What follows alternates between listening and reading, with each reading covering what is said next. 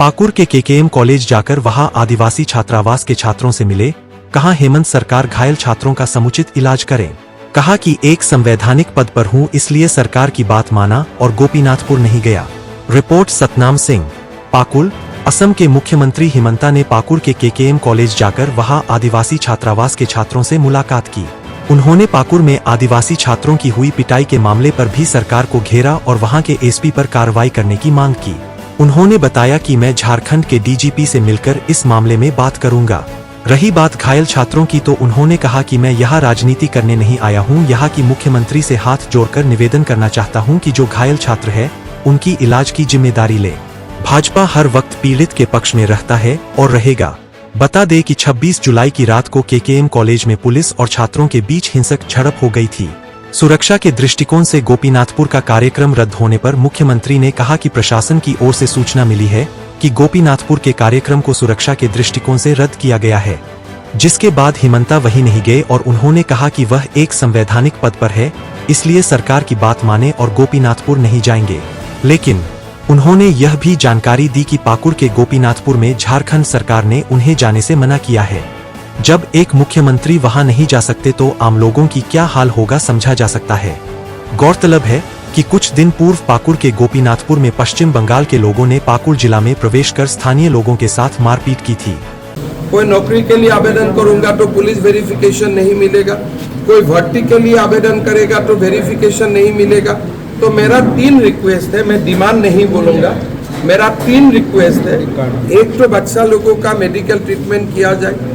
Number 2, बच्चा लोगों का ऊपर जो एफआईआर दिया है उनको वहां पास लिया जाए।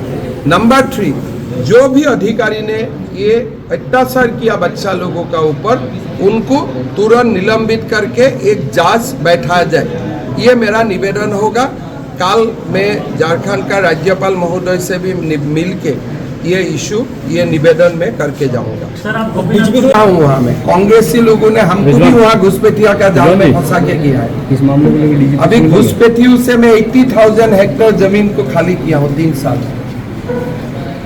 मैं निरंतर फाइट कर रहा हूँ, लेकिन कांग्रेस ने हम लोगों को बर्बाद करके छोड़ दिया। सर संथाल को किस रूप में आप देख रहे हैं? आप देखिए संथाल का आज तो मैं 3 जगह का ही आपको हालत बता रहा हूँ। आप हालत देखिए, ये आज गायबाठान में मैं गया, आप देखा है खुद आदिवासी जो मेरा बुजुर्ग है कैसे बिस्तर पे पड़ा हुआ है। किसने मारा है? घुसपैठिए ने मारा है। और क्या आपको क्या चाहिए?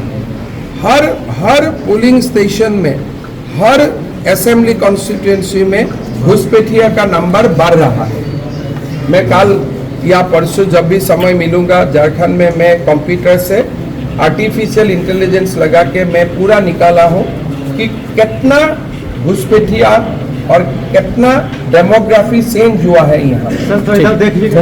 ठीक है, तो लेकिन प्रशासन ने मुझको पत्र दे दिया है कि आपको गोपीनाथपुर जाने का अनुमति नहीं दिया गया है।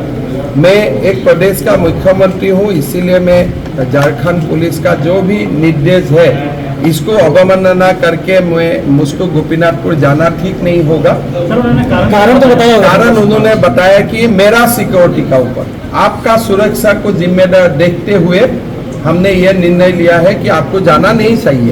तो मेरा यही है कि आप एक चीफ मिनिस्टर को सिक्योरिटी नहीं दे सकता है।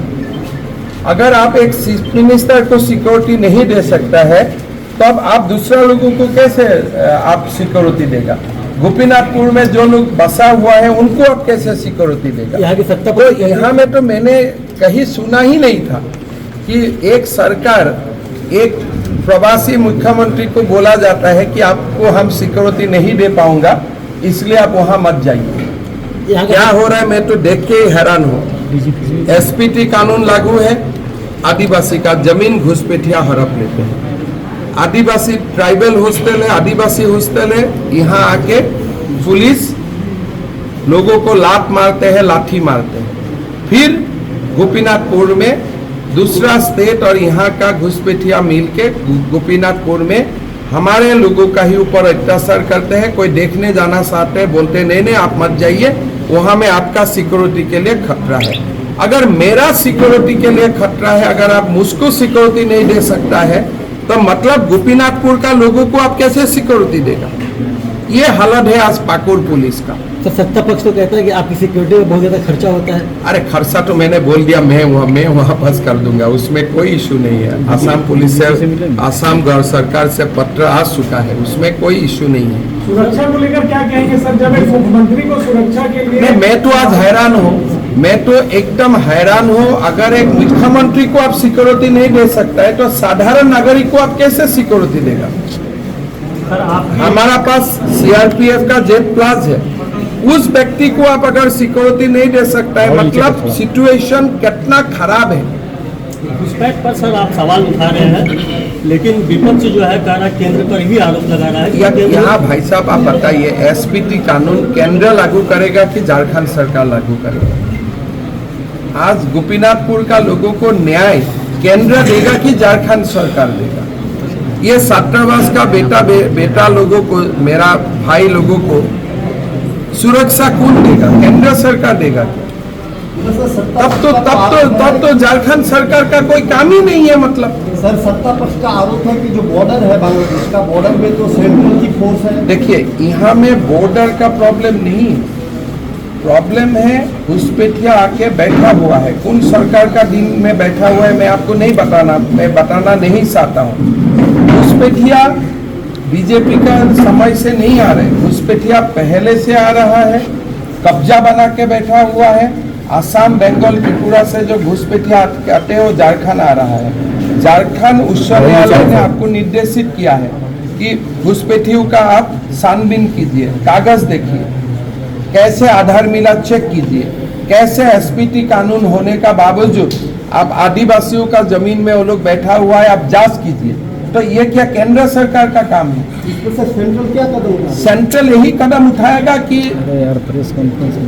हम लोग झारखंड सरकार को जितना पुलिस चाहिए, सीआरपी चाहिए, मिलिट्री चाहिए, आपको हम दे दूंगा, लेकिन कदम तो झारखंड सरकार को उठाना है ना। असम क्या थैंक यू सर, ठीक है, थैंक यू।